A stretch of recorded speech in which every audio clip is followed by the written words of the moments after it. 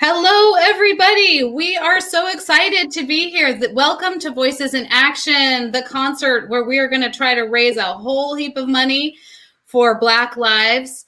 And we're so excited that you joined us. I'm Emily Bender. I'm here in the San Francisco Bay Area.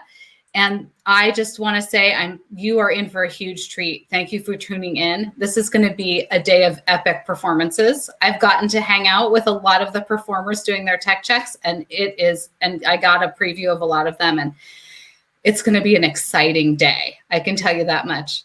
So I'm here with my co-creator, Katie Tepper. So Katie, why don't you say hello and talk a little bit about our beneficiary. Okay, great. Hi. Thank you so much for the introduction. I'm Katie Tepper. I'm also from the San Francisco Bay Area. And I just wanted, before I go into NAACP, I just wanted to say, Emily and I, why we're doing this. Emily and I are both teachers, and we're music teachers. And Emily came to me one day. We were chatting one morning, and she said, hey, I really want to do something. Why don't we put on a recital, a fundraising recital? I was like, yeah, let's do that. I love that idea. And let's make it 12 hours. And she's like, okay, let's do that.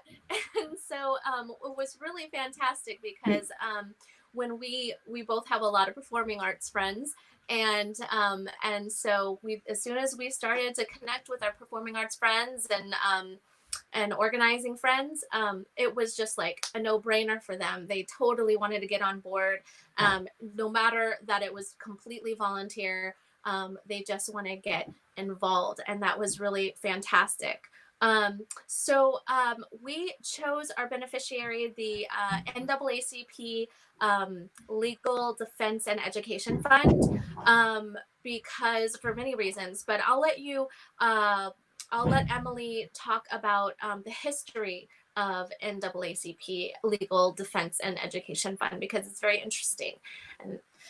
Yes, thank you so much. Yeah, I agree with Katie. This has been just the most amazing experience to watch so many people say yes to this concert. And the reason people said yes is because it's really time for every single person to stand up and say it is time for violence to stop against Black and brown bodies. It is time for us to have a more equal society. And so many people are feeling this way right now, and feeling it so strongly because of the ways that this violence has been revealed to people who might not have seen it in the past through social media and other things. And I am so excited about how many people just stepped up and agreed to do it. And it's both in front of the camera and behind the scenes. We've had a huge nationwide multiracial coalition working on this event, both on the performer and the volunteer side. And I can tell you there are some people who have given days and days and days of their time to make this happen. It's been pretty remarkable. So we chose the NAACP Legal Defense Fund as our main beneficiary because of their long-standing commitment to racial justice in this nation. They were founded in 1940 by Thurgood Marshall, which is, I realized 1940 is 80 years ago. So they've been at this a really long time. They know what this fight is. They know that this is not going to happen overnight. And we all need to step up and support them. I encourage everybody to make a monthly donation. Katie's going to talk about their mission in a minute, but I want you to just think about it. How can I make a change? How can I be a person who is part of this change? Can you make a financial donation? Can you make it monthly? Can you volunteer? Can you help register people to vote? If you have financial resource, donate. If you don't, find another way to give. All of us can give in our way. That is one of the most wonderful things about this movement, is once we all decide together to work together, that the change is going to happen. Yeah, absolutely. Absolutely. Just to give you a little bit more information about NAACP Legal Defense and Education Fund. It's America's premier legal organization fighting for racial justice. When people hear NAACP, they think automatically racial justice. they're there. They're out there fighting the fight all the time, and they've been around for so long. They're just such a strong organization, and probably a model for so many other organizations. Like, well, how does the NAACP do it? And how can we support that mission, and how can we piggyback on that, or how can we do something slightly different that can help our communities? So they're the premier legal organization fighting for racial justice. Right now, they are working on federal, state, and local reforms to help prevent police violence against Black and Brown communities. Exactly what Emily was saying is that you need to go out and vote. I mean, that's really just a big, huge way that we are going to make a difference. And, there's a lot of ways, but that is our right as American citizens to go and vote, and to just really take a hold of that. The LDF has always been transformative to achieve racial justice, equality, and an inclusive society. So they talk a lot about, not just for Black and Brown communities, but also for all communities. And that is fantastic. They're out there working with other communities beyond Black and Brown communities. And that's why we want to support this movement, because we want to support the Black and Brown movement today. We're going to give back, and we're going to make a difference. We're going to show what we can do to make a difference, and how we can help. So, I mean, the new political landscape and a retrenchment in key areas of civil rights poses unprecedented threats to the hard-won gains of the last 75 years. I mean, it's pretty obvious. You can turn on the news, you can turn on the TV, you can read the paper, you can go on, your social media, and you can just see how much of a threat that has become in our time. And so, from new assaults to voting rights, to renewed push to undermine equal access to quality education, to the reversal of criminal justice and policing reform, as well as getting access to, healthy, with the COVID right now. I mean, we see that with COVID at this time. So with the healthcare system, and that's something we're dealing with at this time. And they are also handling a lot of that today. They face significant challenges in every area of their work. And that just tells you right now that how important it is for us to step up and take hold of what is going on, and take ownership of protecting our human beings, of our Black and Brown communities. Thank you so much, Katie. I wanted to add another thing. Just listening to you talk about the healthcare issue just reminds me of how facing these issues and creating more, how do I say this? More equality across the society with access to things like healthcare actually benefits all of us. So I feel like our struggle, their struggle is our struggle. We just have to choose to accept it as our struggle. I think that's a really important thing to remember. I also wanted to mention one more thing. We're almost out of time here, but I just wanted to say that many of our artists have lost a ton of work because of COVID. And so throughout the broadcast, in addition to the many opportunities to talk about how you're going to give back, donating monthly, making an ongoing commitment to volunteer, et cetera, we're going to give you the opportunity to support the artists directly. So watch the comments. We'll be putting links to the different artists. So if you love an artist, send them some money. Let them know that you appreciate them too, because especially, for artists of color in particular, they are at special risk right now. And we really want to make sure that they are getting the support that they need, and they're volunteering their time, and they're part of this struggle too. So thank you so much for being here. We just have a couple of more seconds. You want to say anything else, Katie? I do. I want to say thank you to our volunteers and our performers. Like Emily said at the beginning, many hours, many hours. And we have been working so hard to really bring this amazing performance concert to you today. So thank you so much for every single one of us is a volunteer. So because we're passionate about this cause. And so I just want to say thank you so much. You guys are amazing. And yeah, we love you and enjoy the show. Everybody. Enjoy the show. It's going to be amazing. Please enjoy. Okay. So fun.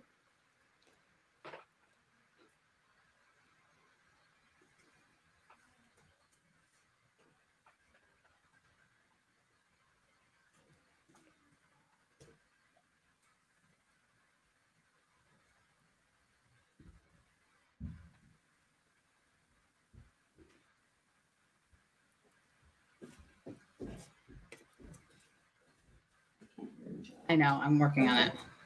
All right, I think the problem that was happening was on my side. Not I know. Please don't interrupt me when I'm live. Oh, shoot.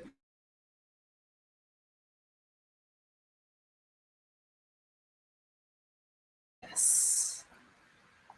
I was muted. So I'm going to give you that amazing introduction one more time. We're going to start with a little comedy and we're going to work this out. My name is Michelle Barnwell. Thank you for coming to Voices in Action, Artists Against Oppression, and making a choice to support and help raise $100,000 for the NAACP Legal Defense and Education Fund. Every performer and organizer for this concert today is completely volunteer because we want your donations to completely go to the fight for racial justice. Now, I want to tell you a little bit about who Voices in Action is. We are a national group of passionate, multiracial artists and community members working to increase immediate and ongoing donations for organizations on the forefront of racial justice and protecting Black lives. I have to put this in here and say, this is not a movement that is just going to happen in a moment. This is something that we are embracing as a lifelong commitment to absolutely making sure that the needle on racial justice is moving forward and continues to move even further than we think it can move. So protecting Black lives, what we're going to be asking you to do today is really about staying committed month to month. We are joined by over 50 incredible artists today, lending their voices and talents for this cause. And today's event, organized entirely by volunteers, benefits the NAACP Legal Defense Fund, America's premier legal organization fighting for racial justice. And they do this through litigation, advocacy, and public education. We are standing right now at a pivotal moment in our nation's history, with more unity for racial justice than we have seen in generations. Let's turn our attention into action by giving our support. At any time during this broadcast, you can pledge your support of a monthly donation to the Legal Defense Fund going to www.naacpldf.org and hit that big yellow donate button right at the top. The reason why LDF needs your ongoing support is to win this fight against oppression. We need to do more than just show up today to get that done. We believe here at Voices in Action that a long-term commitment to racial justice for all of us is the only way to make change that we so desperately need. Our monthly donation will ensure that LDF has continuous ability to do the vital work necessary to end racial injustice. To make that monthly donation right now, go to www.naacpldf.org and hit that yellow button right at the top. Now, if one donation is all you can do, we thank you so much for that donation. We are grateful for any support you can give, but please spread the word. And there is still time. Invite your friends and your family to join in. Make it a watch party. We'll be here all day and night, and we'd love to have you all right here with us. Send the link to the chat for everyone to know. Text it, post it, tweet it, yell it out your window. Everyone is welcome. All right. Now, a few more things I want to say before we get to really giving you the nitty gritty and getting you into our first artist, who is super duper exciting and someone that I've met before. I want to say a little bit more about this organization and where your dollars will be going. The NAACP Legal Defense and Education Fund is the country's first and foremost civil and human rights law firm. Founded in 1940 by Thurgood Marshall, who became the first African-American US Supreme Court Justice, LDF was launched at a time when the nation's aspirations for equality and due process of law were stifled by state-sponsored racial inequality. From that era to the present, LDF's mission has always been transformative to achieve racial justice, equality, and an inclusive society. And each of us has an amazing opportunity today to step up as individuals, but we can be much more impactful if we lead our friends and communities with us into this fight. So I just want to say it one more time. Invite your friends and family to join us. Make it a watch party. We will be here all day. You got time to get a snack and come back. We'd love to have as many watch parties going on around the country as possible. Now, we are so grateful to all of our artists who have so generously given us their talent and time. During this pandemic, too many artists are out of work. With small businesses, theaters, and other venues closed, so many are struggling just to get by. Right now, the artists cannot survive without us, and we cannot survive without art. To support Dar Williams, our first artist coming up, and our other artists coming today, please go click on their links in the chat. You can also find links on the performers page of our website. Now, a little bit about Dar Williams. The New Yorker has described Dar Williams as one of America's very best singer-songwriters. Jonathan Keefe of Slant Magazine said, Williams has built a reputation on an ear for extraordinary melodies and an effortless but razor-sharp wit. Living her advice to follow the muse, she triumphs as a headliner at internationally renowned festivals and concert halls all over the world. Now, you guys, get ready for the most amazing open to our day. The artist, Dar Williams, who, by the way, I went to college with, which is just an added bonus. Hello, Michelle. It's great to see you, and thank you for that great opening of the day, all of you. But thanks for being the MC. And let's see, I just want to make sure that you can hear everything. Can you hear my guitar? Yep. And my voice? Yeah. All right. You're all good. I'm just gonna get right in there then. Go for it. Fantastic. All right. This is a song for all the people. This is maybe your first donation of the day. There are these people who have relatives. You know, you talk about the people that you talk to at the holiday tables and you get into fights, political fights. I'm seeing people who are actually starting to connect the dots and come around and say, wait a minute, this has been institutional, this has been structural, this has been systemic. Like, what is this redlining thing? And you're like, well, that was keeping people away from buying houses, which allowed them to build equity. this is wired in. This is what we have to reverse case by case. And, Thurgood Marshall started in 1940, but we've got a lot of work to do. So maybe that can be your first donation on behalf of your relatives who are getting a little woke.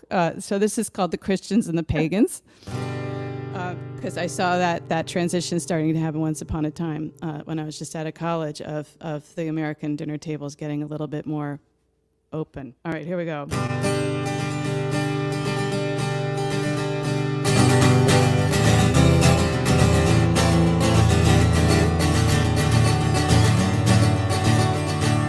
Amber called her uncle, said we're up here for the holiday. Jane and I were having solstice, now we need a place to stay. And her Christ-loving uncle watched his wife hang Mary on a tree. He watched his son hang candy canes, all made with red dye number 3. He told his niece it's Christmas Eve, I know her life is not your style. She said Christmas is like solstice and we miss you and it's been a while. So the Christians and the pagans sat together at the table, finding faith and common ground the best that they were able. Just before the meal was served, hands were held and prayers were said, sending hope for peace on earth to all their gods and goddesses. The food was great, the tree plugged in, the meal had gone without a hitch, till Timmy turned to Amber and said, is it true that you're a witch? His mom jumped up and said, the pies are burning, and she hit the kitchen, and it was Jane who spoke. She said, it's true, your cousin's not a Christian, but we love trees, we love the snow, the friends we have, the world we share, and you find magic from your God, and we find magic everywhere. So the Christians and the pagans sat together at the table, finding faith and common ground the best that they were able. And where does magic come from? I think magic's in the learning, 'cause now when Christians sit with pagans, only pumpkin pies are burning. When Amber tried to do the dishes, her aunt said, really, no, don't bother. Amber's uncle saw how Amber looked like Tim and like her father. He thought about his brother, how they hadn't spoken in a year. He thought he'd call him up and say it's Christmas and your daughter's here. He thought of father, sons, and brothers, saw his own son tug his sleeve, saying, can I be a pagan? Dad said, we'll discuss it when they leave. So the Christians and the pagans sat together at the table, finding faith and common ground the best that they were able, lighting trees in darkness, learning new ways from the old, and making sense of history and drawing warmth out of the cold.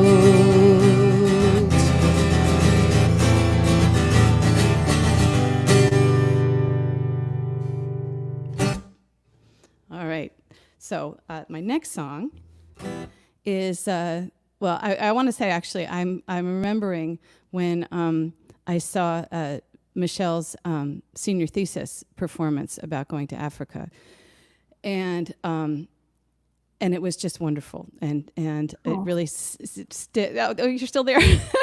It stayed with me. I'm here. And you know, it was really enlightening and really elegant, and it really, you know, you went and you saw something that was different than what you saw here, and you brought it back with you, and you know, and that informed, I'm sure, your experience going forward with what we can do in this country. But it You're got gonna make me cry. I can't even believe you pulled that out of the past. That's amazing. it got it was so beautiful, and it got all the right wheels turning in my brain as well. And so I just wanted to say thank you for that. Thanks, Sarah. So, and we, you know, so that's sort of also an introduction to this next song, which is about the global what we see globally happening. This is another aspect of globally witnessing, which is when you see how policies affect people in your country and also in others, how your foreign policy affects people. And I was learning a lot about kids in refugee camps and how that, how that world could sometimes, without enough parenting going on, in any kind of literal sense, that could just lead to that next cycle of oppression of others and of creating an even more parentless world. So this is the song I wrote coming out of that, and this is called "I Am the One Who Will Remember Everything." So that's what we try for. Here we go.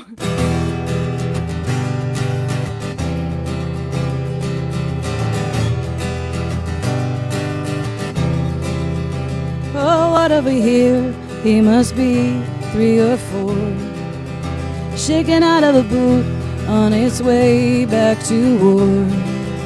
And he's not looking for a father or a mother, just a 7-year-old brother on this smudge-lined border camp of refugees. I am the one who will remember everything. I am the one who will remember everything.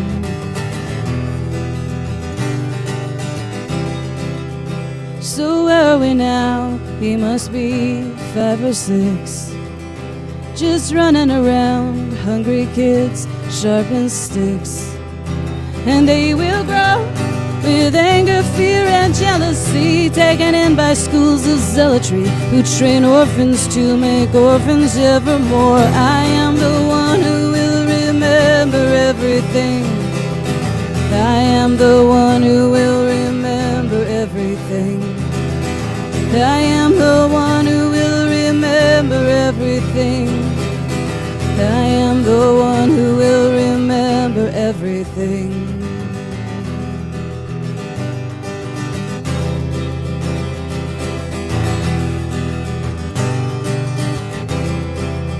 You drink the smoke, you ride the noise. You drink the smoke, you ride the noise. And you say it's necessary to forget the ordinary. But I say, on the wheel of time, scour the earth and find the orphans of forgetting. All the orphans of forgetting. Give them stars for math and praise for good play. Here's a Band-Aid, happy birthday. Yes, of course I did remember. I remember everything.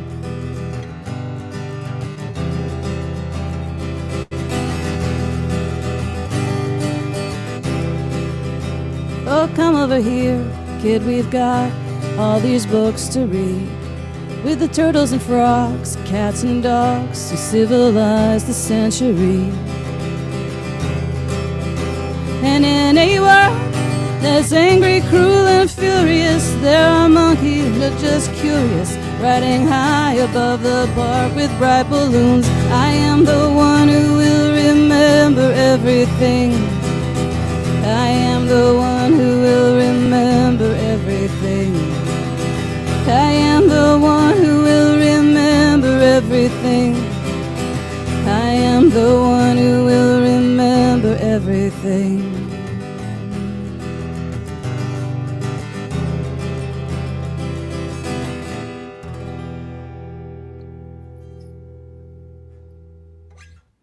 All right, that was, I had a little slip because people are trying to text something to me, and all right, Yes. what's this message? I think we actually are a little bit in it early. So I think there's some chatter about will she do another song? But I actually could ask you a few questions, whichever you're more comfortable with. I could maybe like ask a question, then I'll do a little song, and I'll tune down while you ask me because I need to tune down to do it. Perfect. All right. Your songs are just, I mean, I just feel so super lucky to sort of have a little bit of a history with you, and hearing your music it's inspiring, particularly at this time. And I wonder how much of when things are happening around you, does the inspiration to get something down on paper and get your message out, How often does that happen? And is that happening right now in the midst of all this uprising? You know what? It does. Like that song that I wrote was really a response to what I heard about the Taliban in 2001, and I wrote it in 2011. And I used to feel embarrassed that I couldn't write in the minute because people write really brilliant things in the minute. But I believe in the long memory. So you kind of and things happen, and you realize that these are thematic issues, and man, the things are that are coming up now seem like they're related to all these other things. I'm just so happy that you do what you do, especially when you go to Wesleyan. You read what you can read, you plug in where you can plug in, you don't let yourself falter. But this is a moment when people are really seizing it and saying, no, we have to take that long memory and make a lifetime commitment to going forward faster. And Thurgood Marshall actually said, you tell us to be gradual, but I think 100 years is pretty gradual. So I think we're ready to take another quantum leap. Yeah. I don't know how to write about it. It's really hard for me to find that one little thread to pull on. So that's understandable. So yeah, I've decided to let myself off the hook. I'm letting it all come in, and I think sooner than 10 years, something will come out. But I wish that I could write something anthemic that we could march with and sing with, because I'm a real advocate of bringing music and singing and performance into the streets, into performing and into protesting, because that gives us, it sustains the movement, which is great that we're doing this. I hope that this marathon is part of other marathons. But it's great to see you. I'm seeing everybody like writing all these things in the comment section about what I should do. So I think I'll sing a song. Okay, cool. And then I'll see you on the other side. All right. But sounds it's good. great to connect again. So love great. to you. And let's see, I think that we're ready. I live in a town that's got a lot of personalities in it. And so, a lot of political views. And that, what you're living with. And so it's great in a town where, you put out a Black Lives Matter sign to see a lot of those going up around town. And then to go a block away and to see my friends whose son had them put up a sign that says Black trans lives matter. So, to see people understand wherever they are, they're taking the next step. And these friends of mine who are parents, stepping up for their kid, who said, this is the sign we're going to put in our window. That's another thing that's exciting right now. People are figuring out how to show up and make themselves visible, and also to pledge. And the NAACP, it's an energetic matching fund right now, because there is so much energy, and we want to put that money towards places that know what to do with that energy, and that's the NAACP. They are the bedrock and have been, and I'm sure they're very excited to have these donations because they know exactly what to do with them. So this is in honor of all of the gender exploration that's been going on and how it's intersected with Black Lives Matter.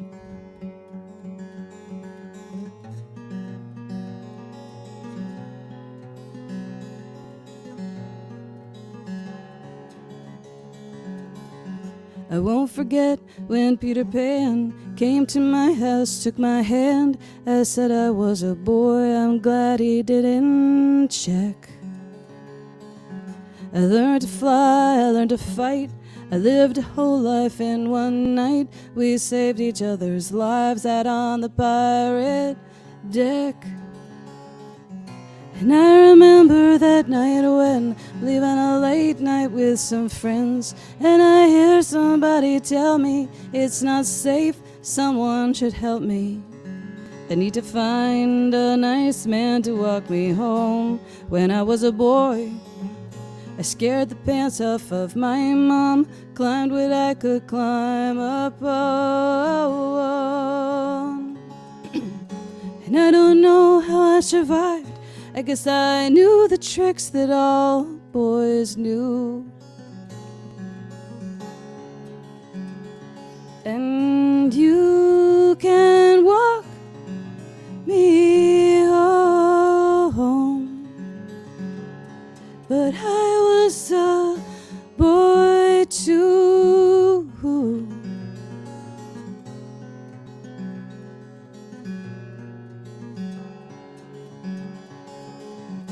I was a kid that you would like, just a small boy on her bike, riding topless. Yeah, I never cared who saw.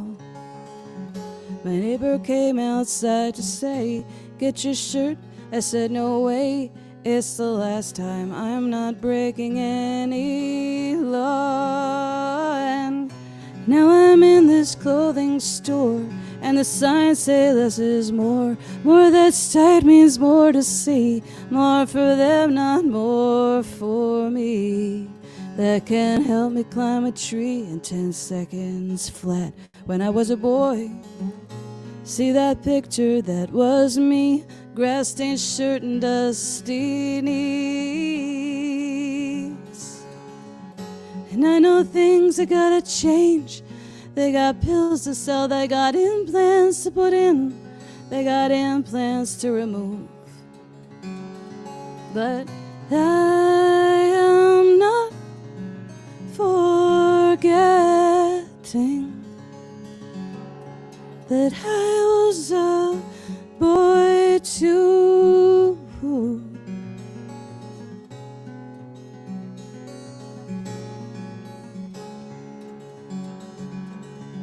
And like the woods where I would creep, it's a secret I can't keep. Except when I'm tired, except when I'm being caught off guard. And I've had a lonesome, awful day. The conversation finds its way to catching fireflies out in the backyard. And so I tell the man I'm with about the other life I lived. And I say, now you're Top Gun, I have lost and you have won. And he says, oh no, no, can't you see? When I was a girl, my mom and I, we always talked, and I picked flowers everywhere that I walked. And I could always cry, now even when I'm alone, I seldom do. And I have lost some kindness,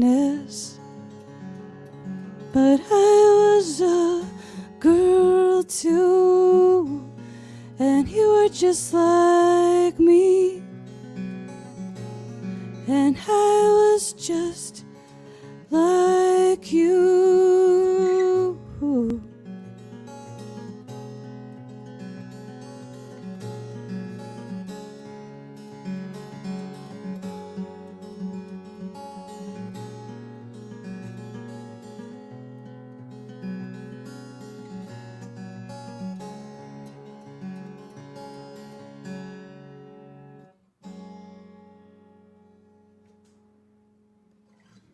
All right, I'm going to go and donate now. And I'm going to go monthly. That's what that's what I've got to do. I've got to be a sustaining member, because I think that's a really important thing people can do right now, is say, this isn't a trend, this is a life commitment. Mm-hmm. And maybe I made it deeper, maybe I'm making it more public, but I will certainly support the institutions that are doing things in the most intelligent way to make sure that this is a lasting change. Excellent. Excellent. Great to see you. So great to see you. Beautiful music and all. Thank you. I will see you in California or Connecticut. Yes. Awesome. All right, everyone. Take care. Thanks. You, Dar. Thanks. Bye-bye. Thank you. Bye. My goodness. Not only is it good to connect with good old college friends, we're not old though. It's amazing to know and understand that in this fight for racial equality and justice, that allyship and getting in each other's boats and helping each other to row forward is something that we do actively and with full engagement. And today, really, we're asking that happen financially, and not just this one time, but that there is a monthly commitment to fighting this fight. So I want to bring you our next artist who has a super exciting bio here that I'm going to read to you. Ife Franklin is a visionary multimedia artist and author who channels the riveting story of her great grandmother Willie Mae's escape from slavery. As a multi-year recipient of the New England Foundation for the Arts Creative City Grant and the Pat Parker Award for Art Achievement, Ms. Franklin's art continues to be exhibited in museums and galleries along the East Coast. Everyone, please hold on tight.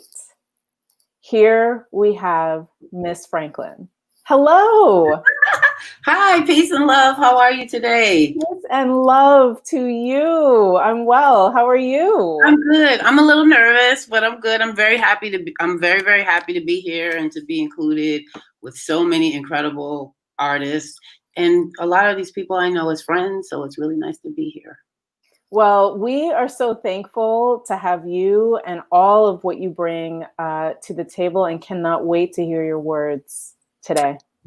Ashe. I also want to just quickly mention the Boston Foundation, because they are also funding my book, The Slave Narrative of Willie Mae, to become an experimental performance piece that will be housed here in Boston in the spring of 2021. I also Black Market, Nubian Square is my community partner. So awesome. Do all those. Fantastic. Things. Yes. So today I was invited to share, I wrote my book, The Slave Narrative of Willie Mae, about 2 years ago, edited by the incredible Letta Neely, who will be on here tonight. My book is published through her press, Wild Heart Press. Also, the book was printed here in Jamaica Plain, Massachusetts at Red Sun Press. So I'm very happy about that. I also want to say the photo on this book is by Trina Jackson. On the front cover and the back is Brother Craig Bailey. So I just want to make sure I get all that. The book is written in 37 stanzas. I have 10 minutes, so I will read as much as I can in the 10 minutes. And this book is it's historical fiction, and it's written in the voice of my great-grandmother. It's not my great-grandmother's story, but she is the main. She showed up, my ancestor showed up to me and said, I'm the main character. So she is the main character. So without further ado, The Slave Narrative of Willie Mae. Number 1. Eyes sick of massa's hands all over me. Willie Mae, Lenox Plantation, 1837. Number 2. My grandmammy was a queen in Africa. They say she walked with she head held high. Massa and overseer don't like that. They try and break she don't break.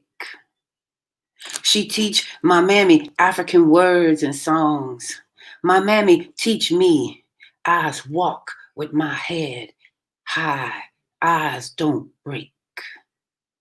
Willie Mae, Lenox Plantation, 1837. Number 3, in my heart, I ain't no slave.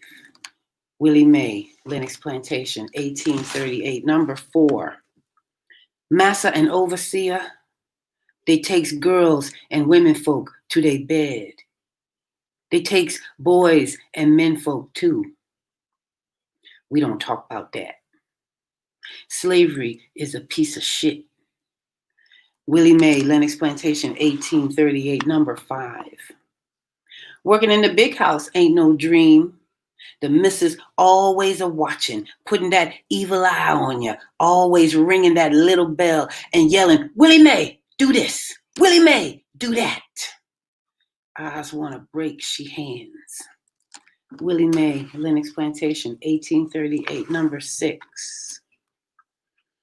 Old Massa Lennox say, niggas be free over my dead body. So eyes go out to the woods to get my conjure roots so eyes can help he be dead. Willie Mae, Lenox Plantation, 1838. 39, number 7. We's do all the work. We's get beat. We's get raped. We's get sold away from the family. We's was the ones took from our home in Africa. Why the white men hate us, I's never know. They don't want us to have nothing. Just want us to wipe their ass and make them rich. I feel so all alone. Willie Mae, Lennox Plantation, 1839, number 8. My mammy say, my papa was a big man with beautiful skin, the color of black wood. She say he a proud man with a temper to match. One day, the overseer tries to whip papa, say he ain't working hard enough. He cracked that whip on my papa. Papa take the hoe and bring it down on the overseer head. He kill, he dead. They sells my papa. I sad about that, but I was proud because I sees freedom in my papa. Willie Mae, Lennox Plantation, 1839, number 9. Massa try and make me lay with him. I's fight back. He slapped me so hard, he split my lip.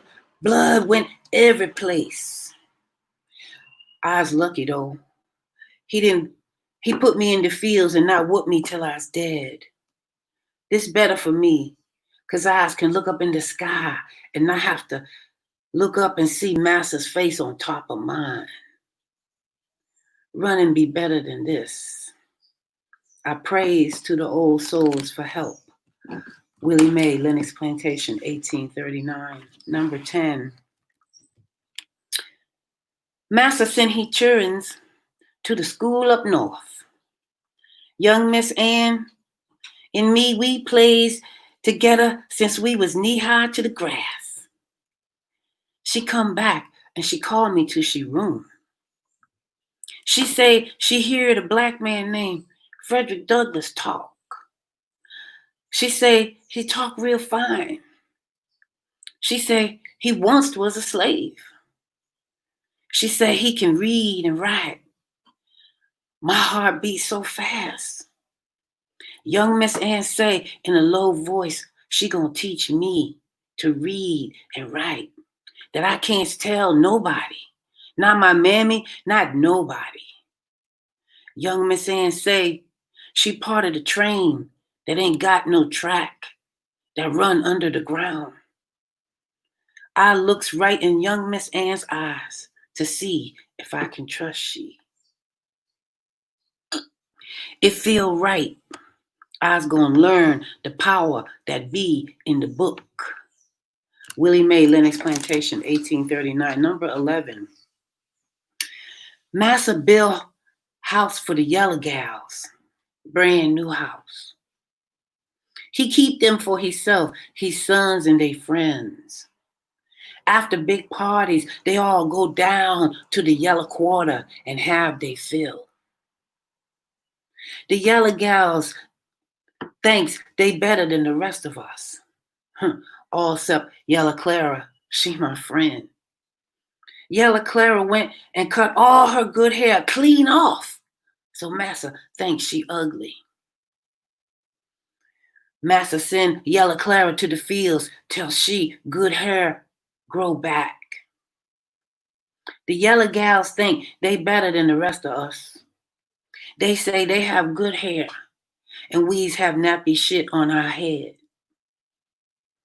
They thinks they is not a slave to Massa. They is stupid.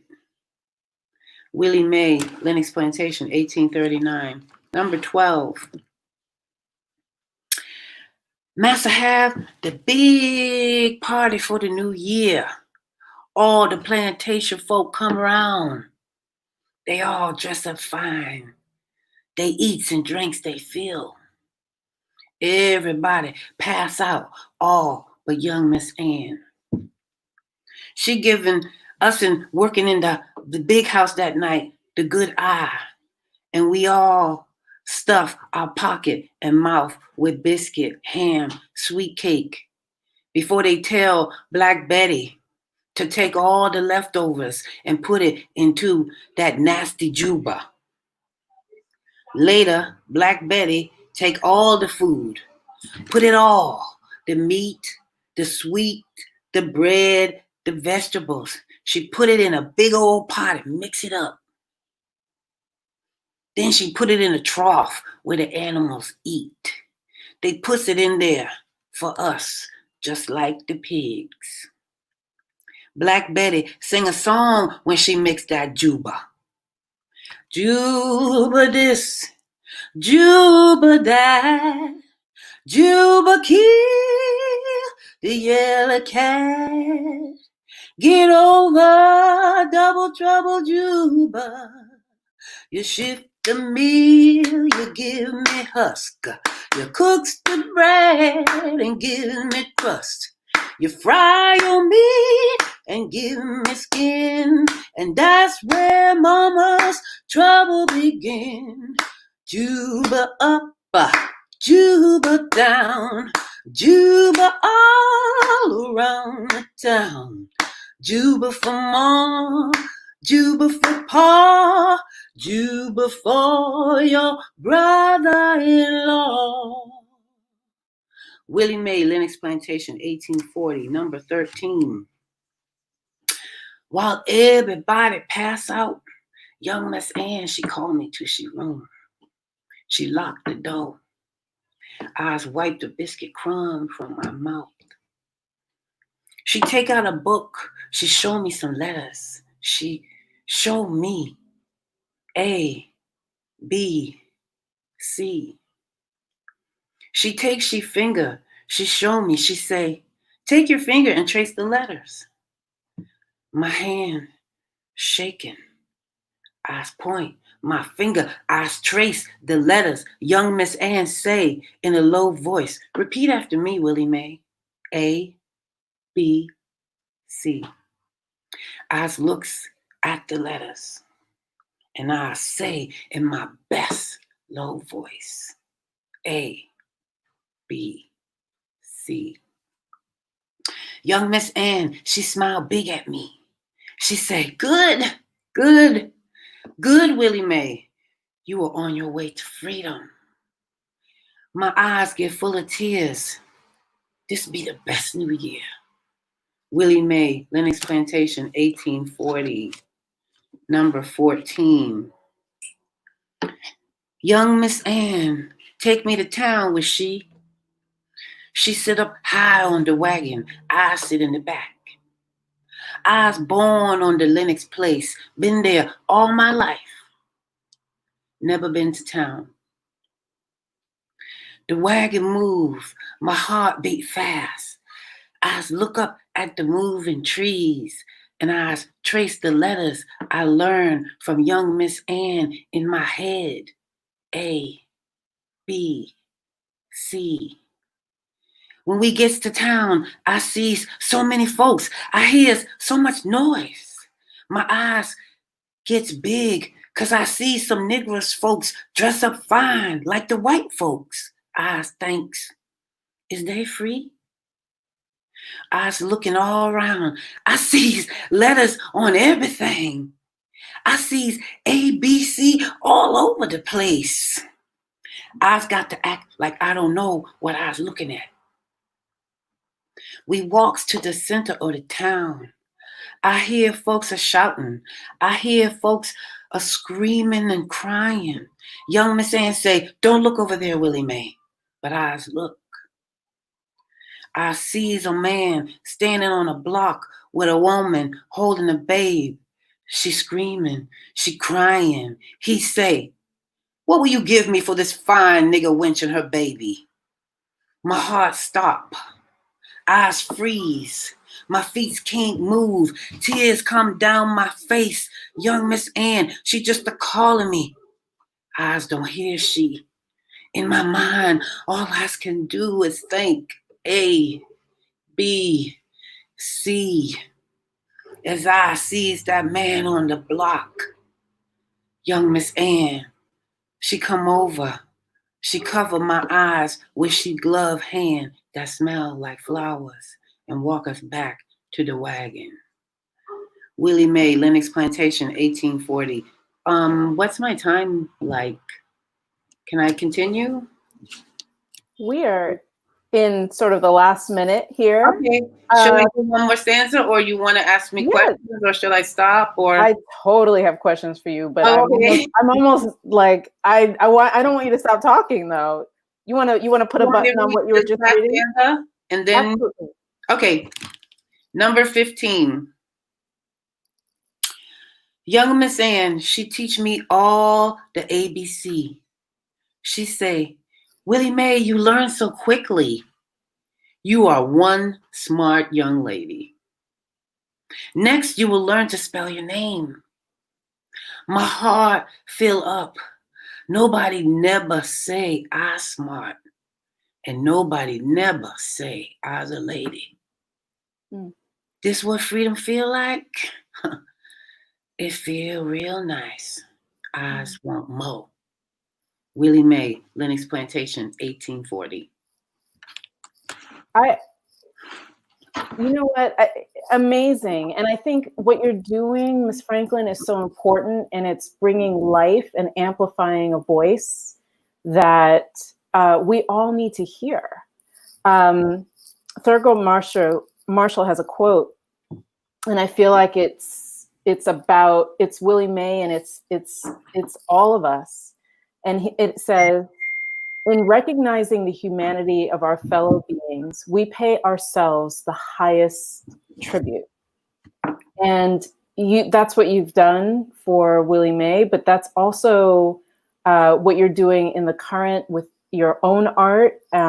It's what we all need to truly be doing. Thank you so very much. Thank you all for having me. Our ancestors are vitally important.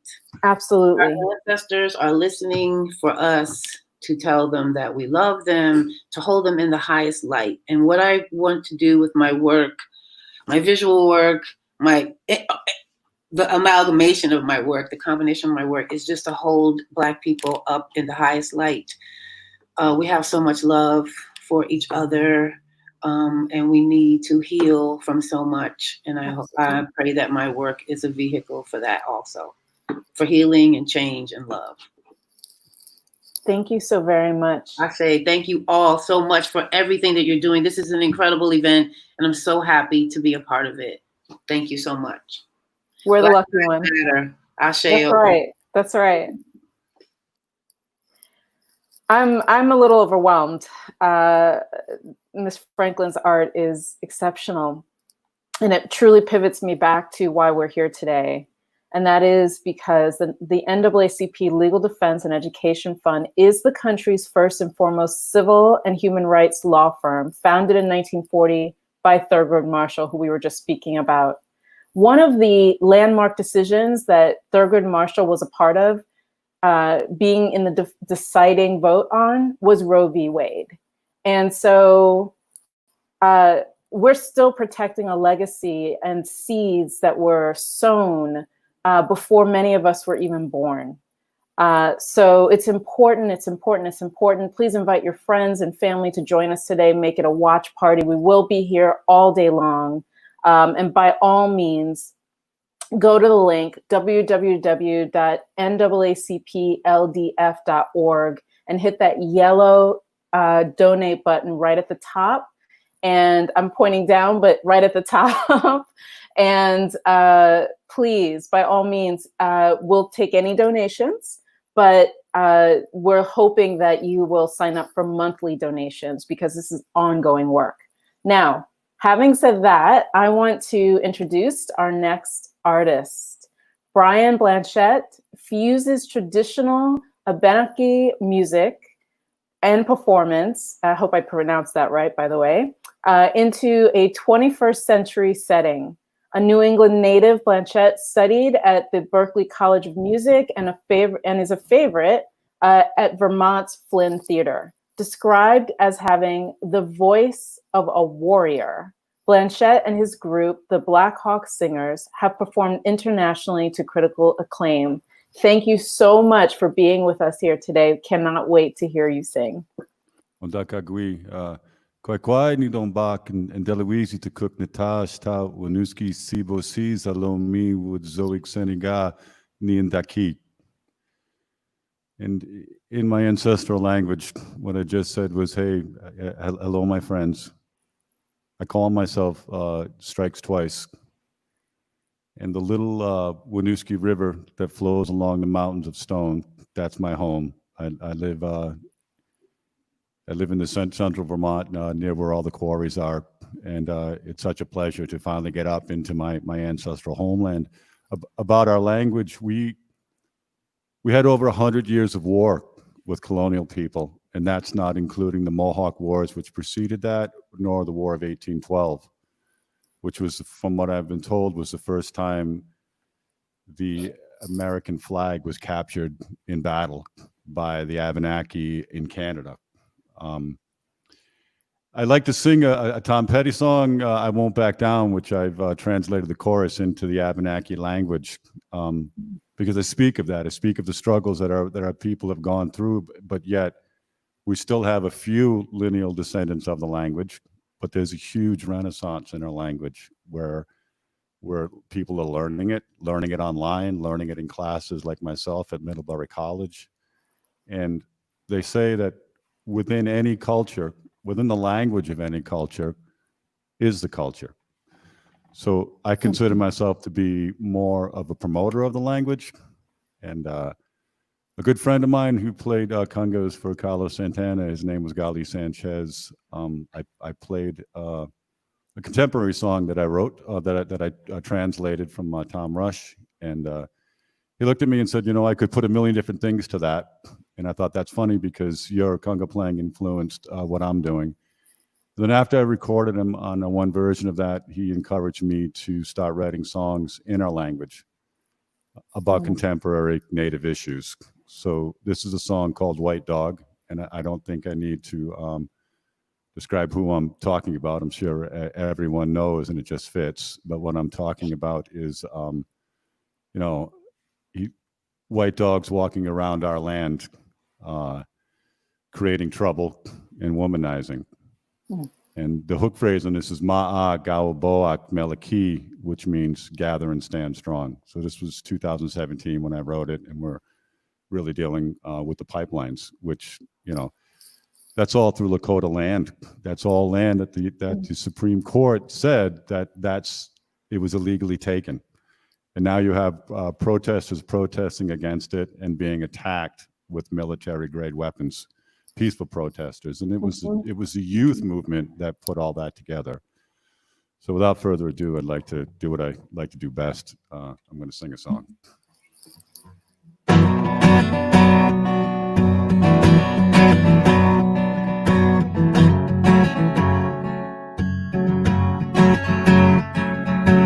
Abasen matakano dakina hitakidam wakana taskaba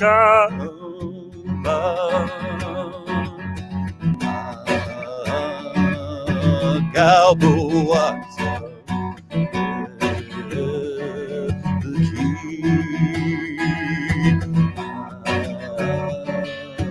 Galboata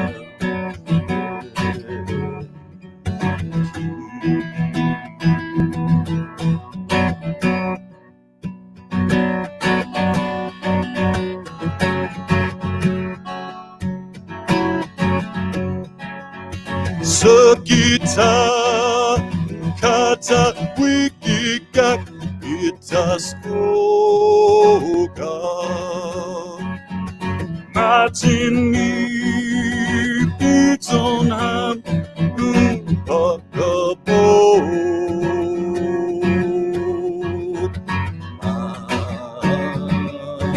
Galboata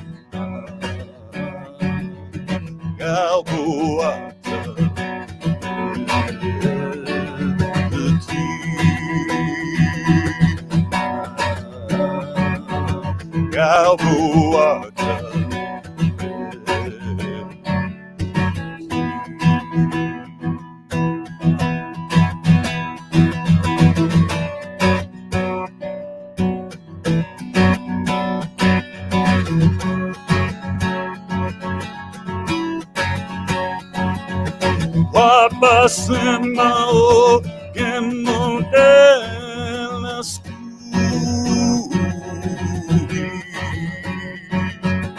Bakal dameka hadotsi wik Ingakakasi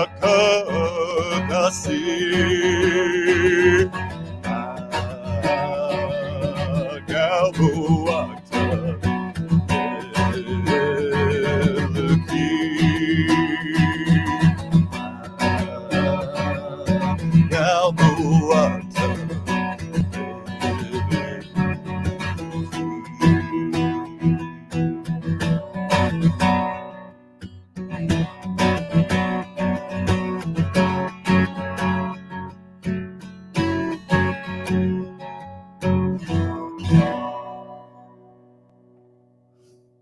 Kisiu Limani, great thanks.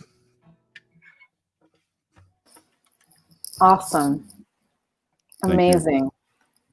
Thank you. You know, and I'm not sure, were you about to say something? I don't want to jump in on you. I'm listening. I was given 2 ears and 1 mouth for a reason. I just sang, so I'm listening. Well, I just want to reinforce how grateful we are, not only for you today, but for all of our artists, generously giving your time. And, you know, when you were saying in your intro to the song, can you say what that refrain again means? What's that? The refrain?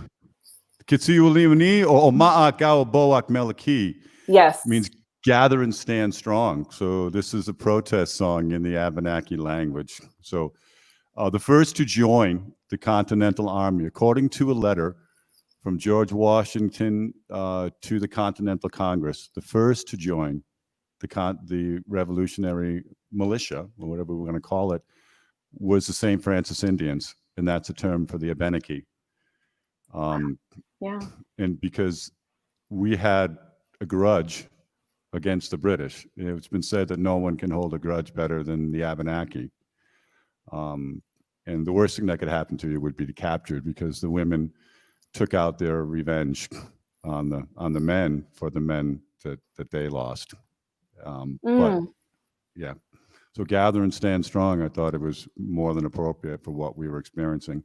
Never could have realized that things would get as bad as they are now. You know, most people that look at my Facebook page, it's mostly stuff where I'm just trying to empower people. You know, when I first started singing in the language 20-something years ago, I wrote a few songs in the Massachusetts dialect, which is very similar to ours. And to just give a little background on this, Pocahontas, the Potawatomi, would have been able to speak to an Inuit.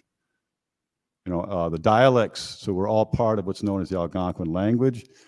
Linguists now start to believe that there's so much more of a difference, that it's more than just a dialect difference, but that just goes to show what happens when you split people up and they're not allowed to talk to each other. But the grammatical rules and so much of it are the same. So yeah, it's once again, to me, I'm more of a promoter of the language. And I some people refer to me as a linguist, and I really have trouble with that. So I think, are we running out of time? I'm trying to read what's going on. We have a little under 2 minutes left. So I can certainly ask you a few questions, or you can sing us another song, whatever you're comfortable with. I would like to sing another song. I'm going to do it without rattle. I'll just tap on my drum. This is a song written in one of the first songs I wrote, written in the Massachusetts dialect. I was really just a conduit. Somebody gave me the paper, the lyrics, and I sang the song. So I can't truly take credit for it.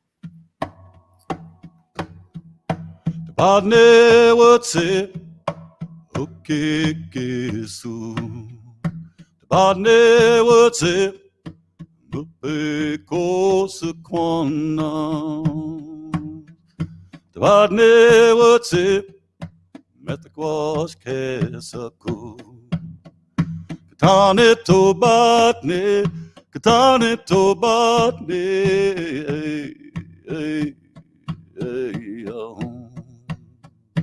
batne wote ukikisu. Batne wote mupe kosa kwana. Batne wote ukikisu. Katane to batne,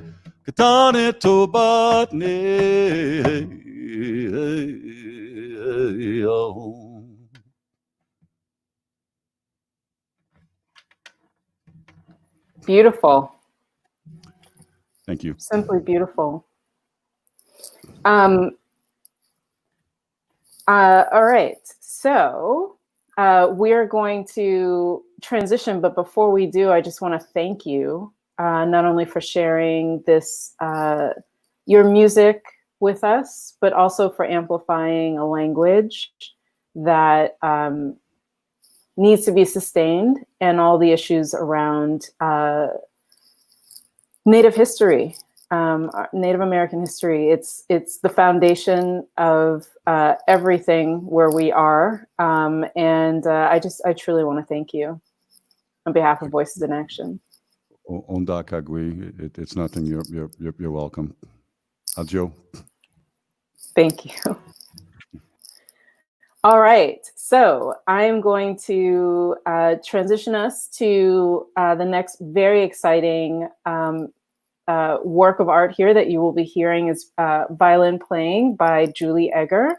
And playing violin from the tender age of 7, Julie Egger has been making waves since she was a teen, traveling the world, playing music with the Long Island Youth Orchestra. She has spent her career teaching and performing classical, jazz, and liturgical music. She performed with master artists such as Stuart Brotman and Joshua Horowitz, and was a co-founder of Klutz, California, and the Red Hot Chakas. Here we go. Hi, I'm honored to be a member, to be a performer for the Voices in Action concert telethon. I've been playing the violin my whole life, and the music is who I am. It's my passion. And I'm realizing that when I play my passion and my music, when people listen, that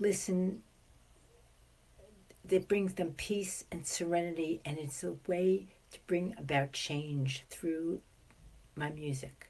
So I hope you enjoy this music right now. And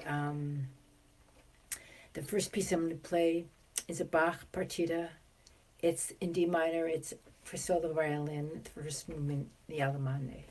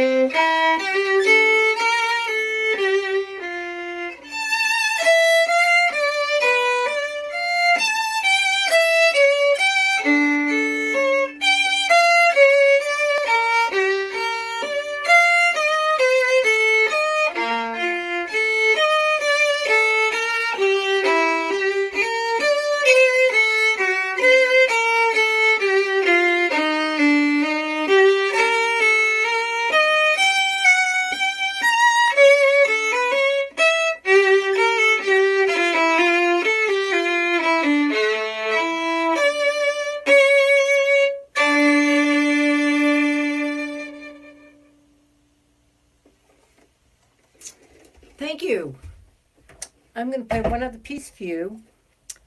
A piece I wrote a few years ago. It's called Sholem. It means peace in Yiddish.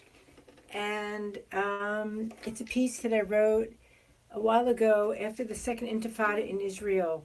I was hoping that this piece would become the national anthem for both Israel and Palestine. Of course, that's a nice fantasy. But again, for me, my music is a way of bringing about change for a lot of things. So here's Sholem.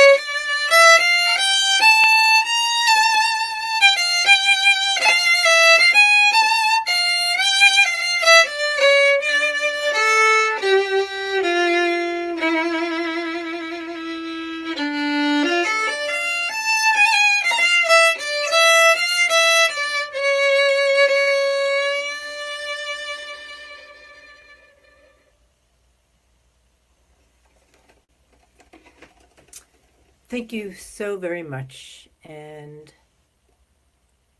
thank you.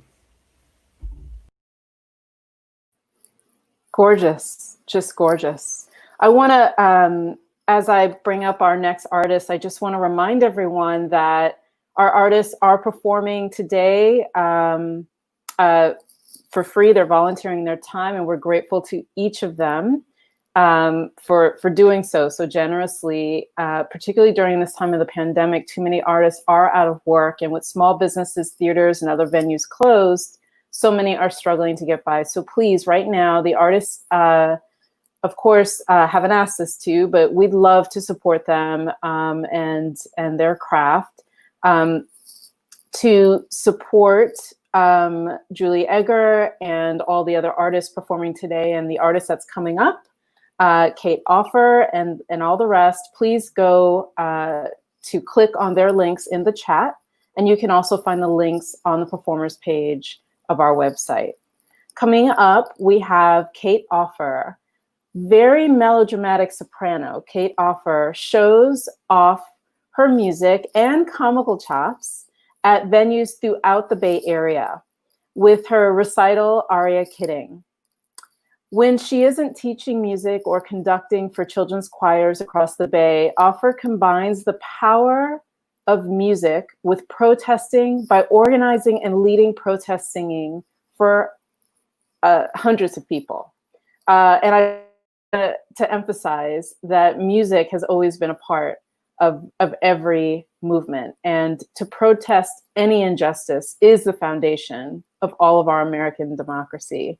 And that is a quote from Thurgood Marshall. Kate, hello. Hi, Michelle. Thanks so much for having me. I'm just honored to be here today. We are excited to have you. Thank you for joining us. Thanks. Yeah, hi. So I'm Kate Offer, and I'm just truly honored. I grew up listening to Malvina Reynolds' children's albums on repeat on my record player. And it wasn't until I got older that I discovered that she had a whole repertoire for adults, a lot of which was on a social justice and protest theme. So this is my favorite one. It's called It Isn't Nice. And it was written in 1964, but it's pretty much like it could have been written yesterday, 56 years later. So this is It Isn't Nice by Malvina Reynolds.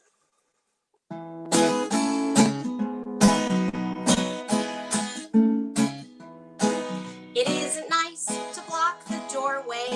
It isn't nice to go to jail. There are nicer ways to do it, but the nice ways always fail. It isn't nice. It isn't nice.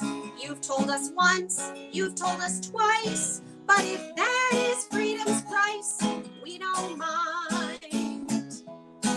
It isn't nice to carry banners or to sit in on the floor or to shout our cry of freedom at the hotel and the store. It isn't nice.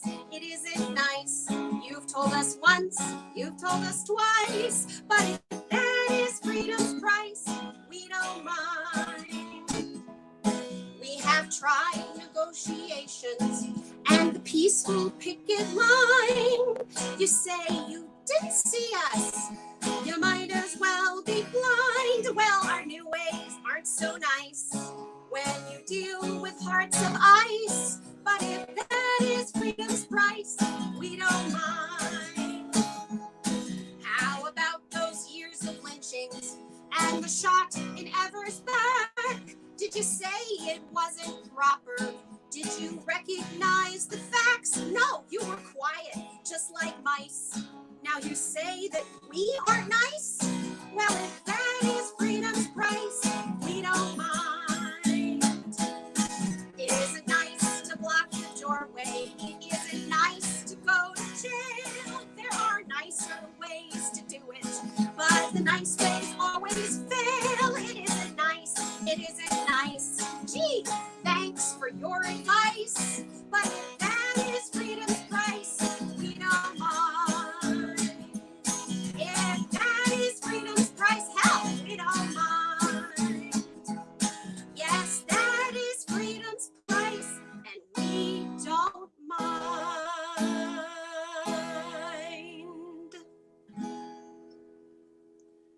So I just want to tell everybody that this is a great moment to stop and donate to the NAACP Legal Defense Fund, because they are super good at not being nice in all the right ways. So please give generously today. It's the right moment. It's the right time. It's important. You're welcome so much. Thank you.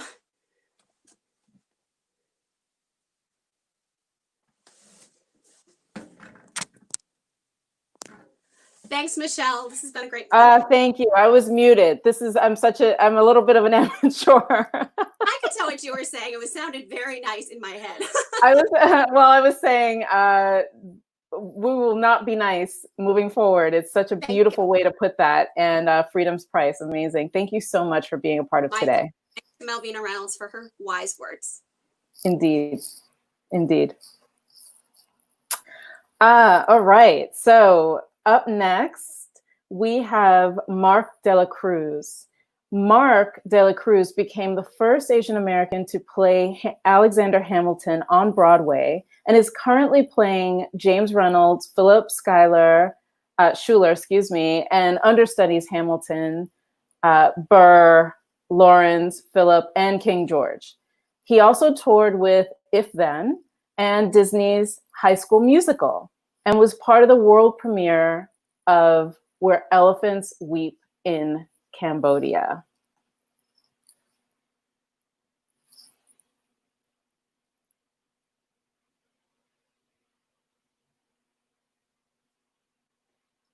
They are muted.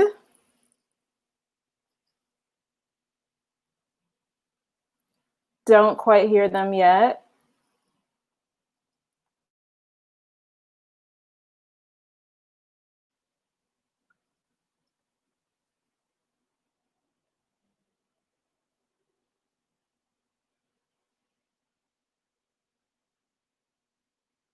While we're getting our technical difficulties together, this is what happens. It's just it's a live broadcast. That's what we're learning. It's a live broadcast.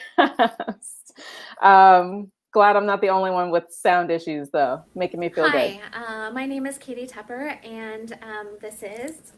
Hi, my name is Mark de la Cruz. And today we are going to be singing Soon It's Gonna Rain from the musical The Fantastics.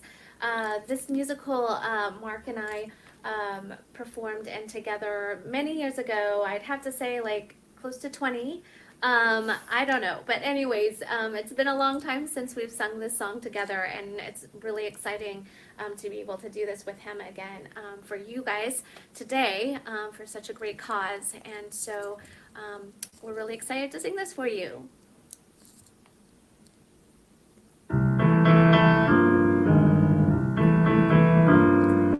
Soon it's gonna rain, I can feel it. Soon it's gonna rain, I can tell.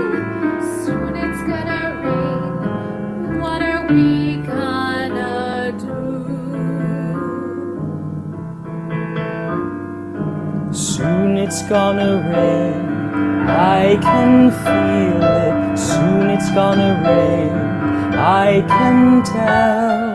Soon it's gonna rain, what'll we do with you? We'll find 4 limbs of a tree, we'll build 4 walls and a floor, we'll bind it over with leaves and run inside to stay. Then we'll let it rain, we'll not feel it.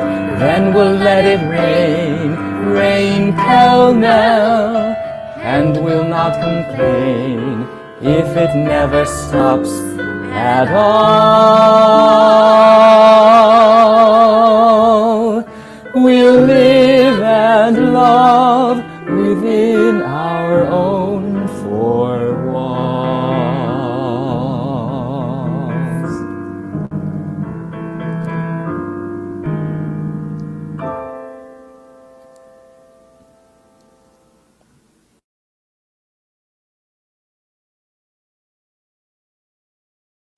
Amazing. And what a treat. What a treat. What a treat. I really want to give you guys back to a quick overview of why we're here, what we're doing.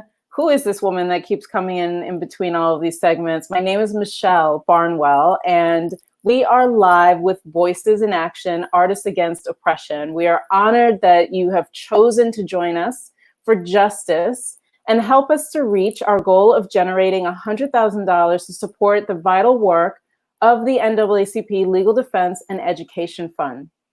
Voices in Action is a national group of passionate multiracial artists and community members working to increase immediate and ongoing donations for organizations on the forefront of racial justice and protecting Black lives.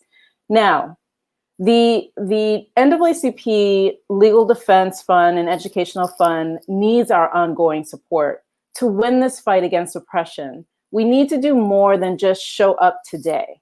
We believe here at Voices in Action that a long-term commitment to racial justice from all of us is the only way to make the change we so desperately need. Our monthly donation will ensure that LDF can continue to do the vital work necessary to end racial injustice. To make that monthly donation now of any size, please go to www.naacpldf.org and hit that yellow donation button right at the top. One-time donation, monthly donations. Monthly donations is our goal because we believe that the work is ongoing. And also, please continue to invite your friends to this broadcast. The NAACP Legal Defense and Education Fund is the country's first and foremost civil and human rights law firm, founded in 1940 by Thurgood Marshall, who became the first American U.S. Supreme Court Justice. LDF was launched at a time when the nation's aspirations for equality and due process of law were stifled by widespread state-sponsored racial inequality. From that era to the present day, LDF's mission has always been transformative to achieve racial justice, equality, and an inclusive society. Coming up, we have Reverend Robin G. White, Lambda Literary Art-winning LGBTQ publisher and Chicago Literary Award-winning poet. Reverend White, getting tongue-tied here, explores the connection between life everlasting, and the transformation this understanding brings, while supporting new authors through her company, Sunshine Point Press. She uses her talents as a teacher and child at heart to bring life to new works. Please welcome Reverend White. Hi, Michelle. It's so good to be here. Thank you so much for doing this today. I'm so excited to be participating in this concert in support of the NAACP Legal Defense and Education Fund and in this amazing fight for racial justice. And I've been blown away by the artists this morning, Dar Williams, Ife Franklin, Katie Tupper, and Mark De La Cruz. Just brilliant. And I know that there's so many amazing artists who are coming along today. And you yourself, I'm just thrilled. I'm really happy to be here today. We're so excited to have you. Well, thank you. I want to talk a little bit about why I'm doing this today. I've worked with a lot of the folks who are behind the scenes for years. Some of us have been working and known each other for literally decades. And, you know, I'm a child of the 60s. And my sister and I integrated our elementary school when I was 8 years old. And at the time, it was in Wellesley, Massachusetts, a third of the parents pulled their students out of the school. And my parents were hopeful that there would be change, that that the life that they had known was evolving and expanding. And I was a part of that expansion. My partner and I inherited my lovely goddaughter, Sanaya, and we're raising this amazing 15-year-old who reminds us that the only life that she's known is one where her social media constantly shows her images of Black men and women, brown men and women, and children being murdered by the police. And it was really important for me to do this work in this way through my art as an activist. I've been one for 40 plus years, and I really wanted to say something about this experience and how horrible it was to see what happened with George Floyd and with all of the other people who have been murdered by the police.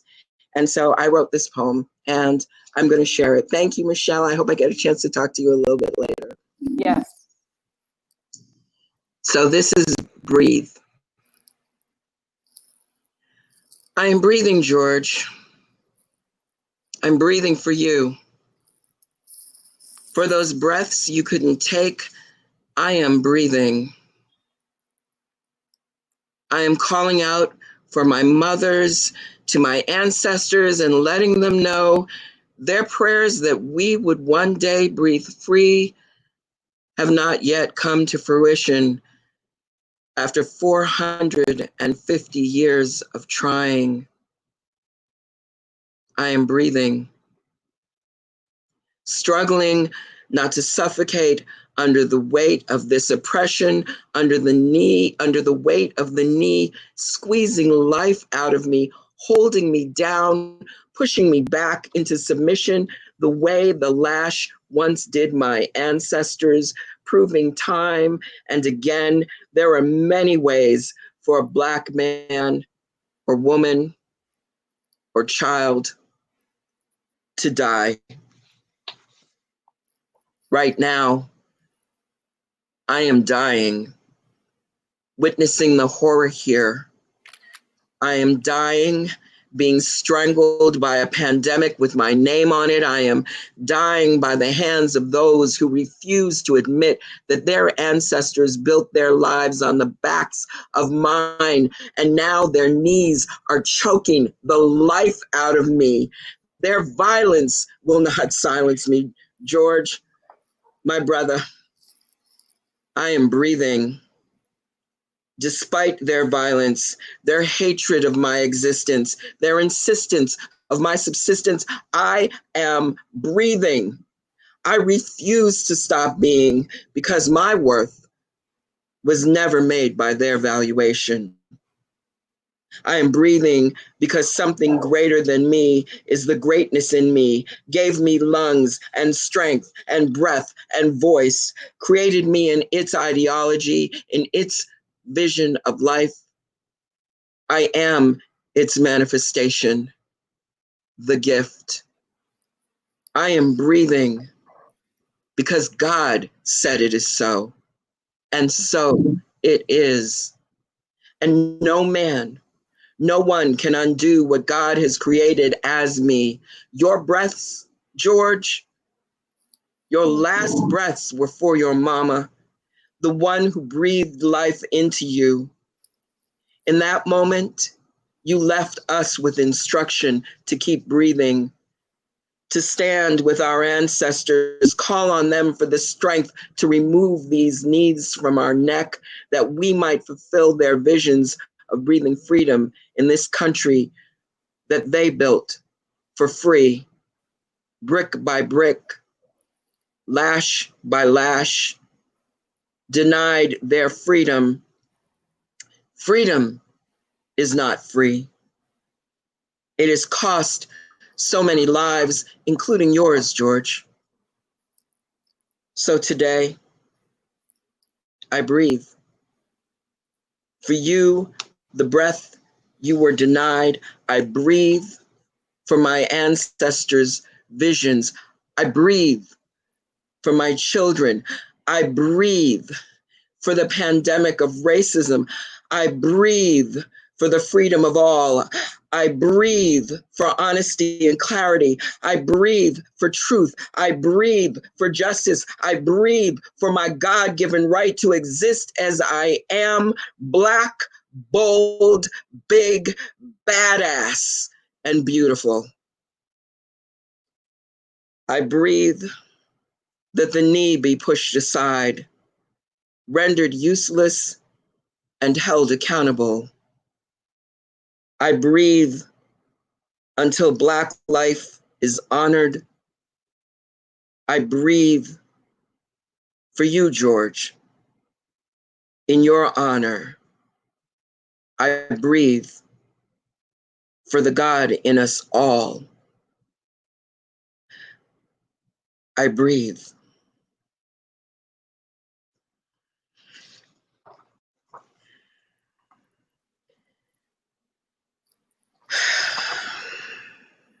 Powerful. Thank you, Michelle. Badass and beautiful, honoring Black light.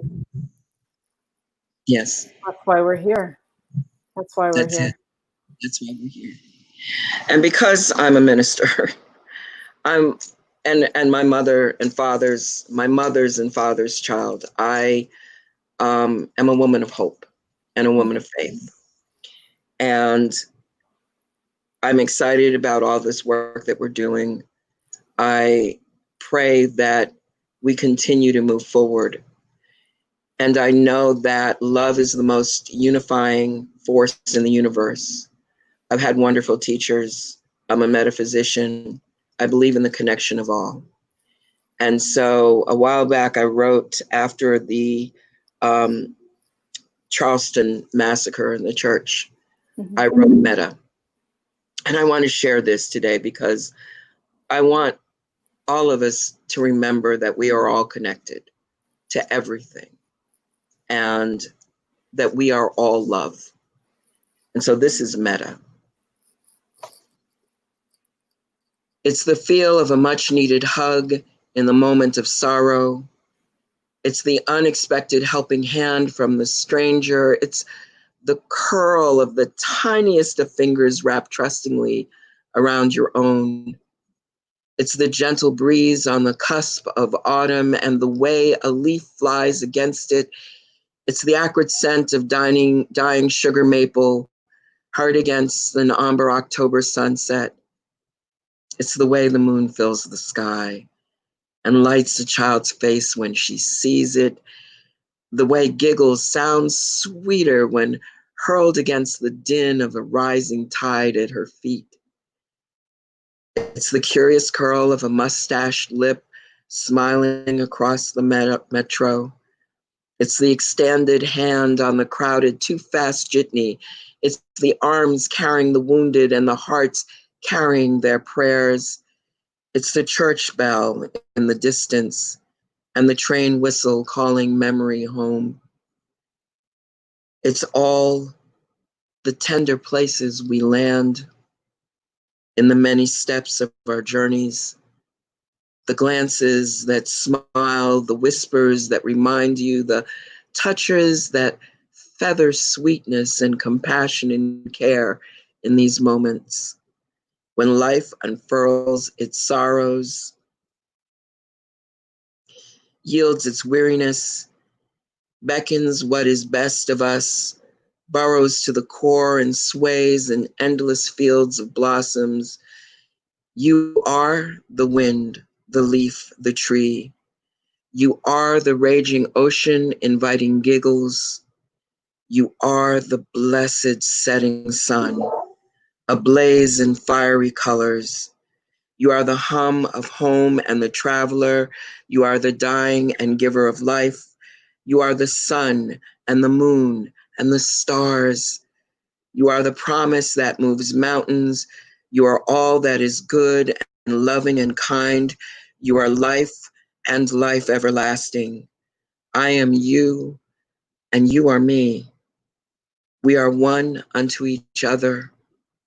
We are the thing unto itself.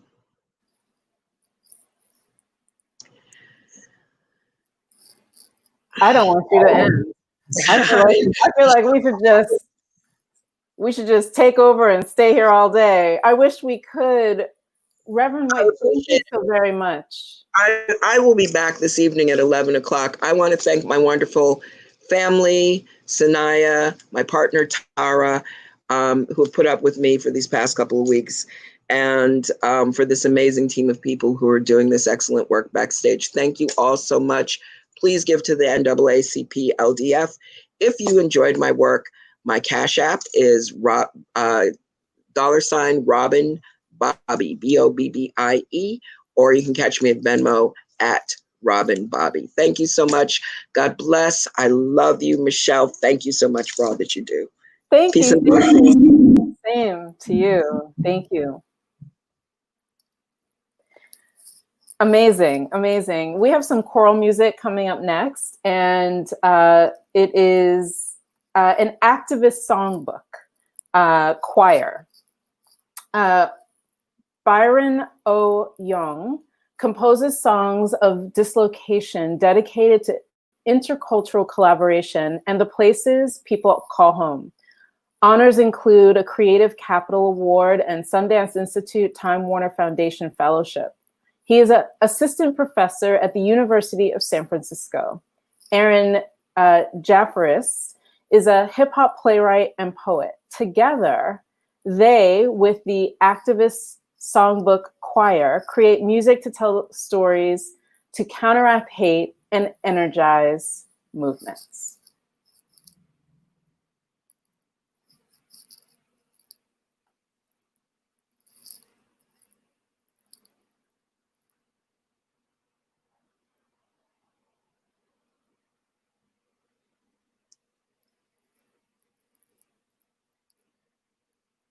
All right, we're having a sound issue here. And we'll either start again or the sound will just pop in at some point. Stick with us here for a moment as we sort that out. At least you know we are truly live. I sincerely cannot wait to hear these artists. And I just have to say that the truth of all of the work that is happening behind the scenes by every volunteer is utterly an effort of passion. And we're here because we want and believe in fighting for racial equality and for not only the survival of, but the life of Black lives, of Black and brown bodies.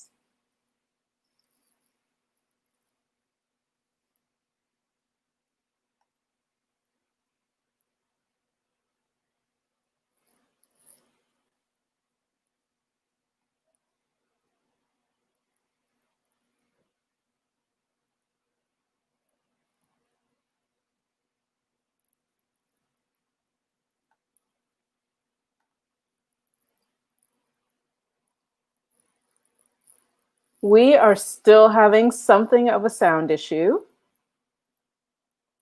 And for that, I am going to just give you a brief snippet on Thurgood Marshall, one of the founders of the NAACP Legal Defense and Education Fund.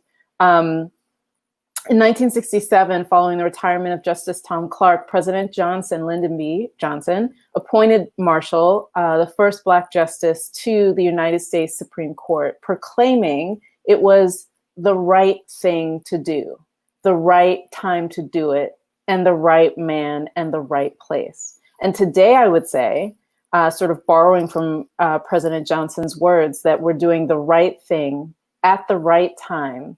And we are the right people and we are in the right place. So please, please consider not only donating this one time to the National Association for the Advancement of Colored People, Legal Defense and Education Fund, also known as the NAACP LDF, but also consider becoming a monthly donor to the NAACP LDF. It is by far an organization that has been in defense of racial equality for many, many, many years.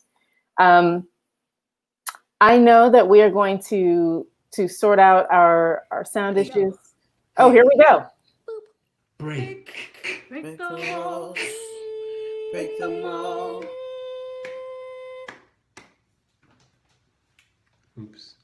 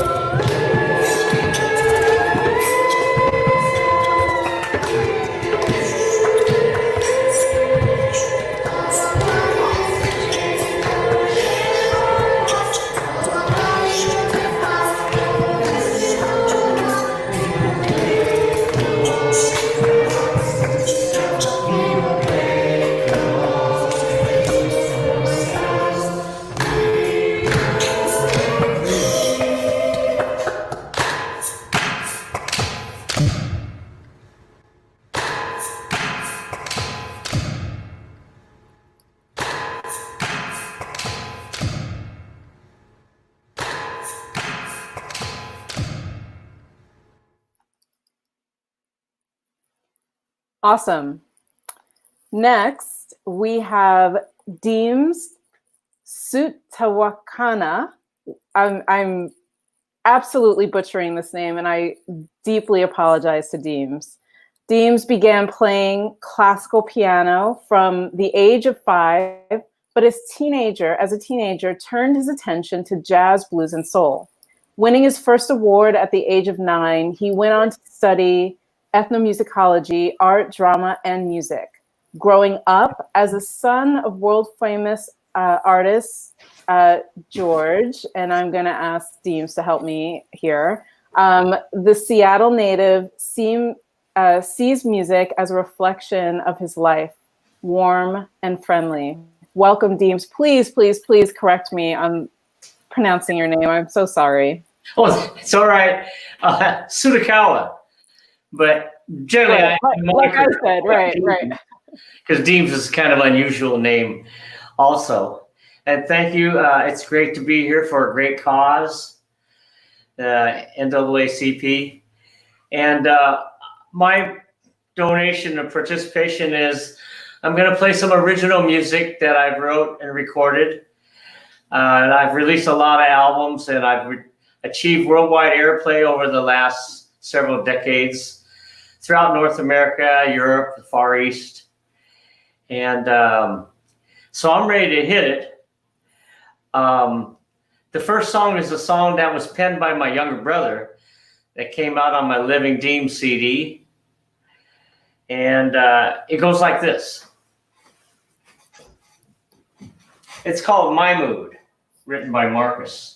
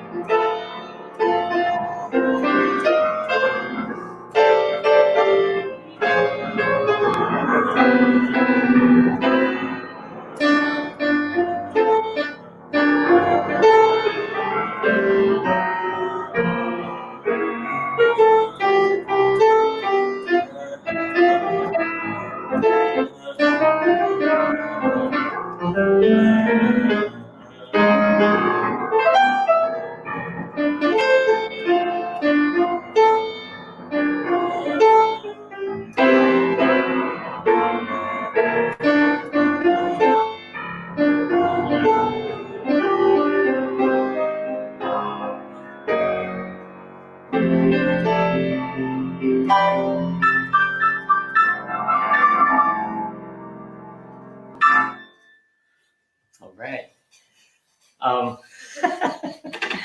Amazing. I've been playing professionally for a half a century now, over a half a century. And I've released and produced and released about 16 albums. And radio has been very kind to me. And now a lot of my music is, of course, heard on all the online services. But also, my website is deemsmusic.com. DEEMS, deemsmusic.com. So pretty easy to find me. And there's a lot of stuff I've been writing. I write for a publication called North American Post. I have over 125 essays published over the last few years. And it's been wonderful. Writing is very therapeutic. The publisher gives me the freedom to write whatever I want to write about. So that's been a lot of fun. Anyway, so for my portion of the show, that song was called My Mood. The second one I'm going to play is called My Love. And it's a song that I wrote and released and put out on the Deem's Place for Lovers CD. Very mellow song. And it goes like this.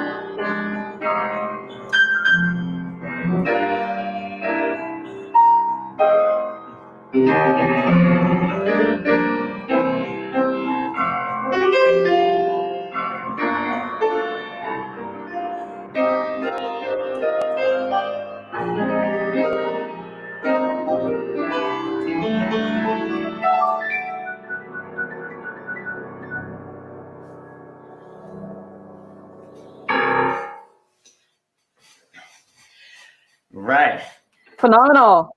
Thank you. Much. So I'm going to close out with one more song for my portion of the show. Yes. It's a song that I wrote called My Old Friends. And this came out on, I think, the Planet Dream CD. And it's just a warm, I was thinking about my friends, my fellow musicians, when I wrote this song. And so it just has a warm, nostalgic, mellow groove to it. And thanks for having me, and please support Voices in Action and NAACP. Thank you.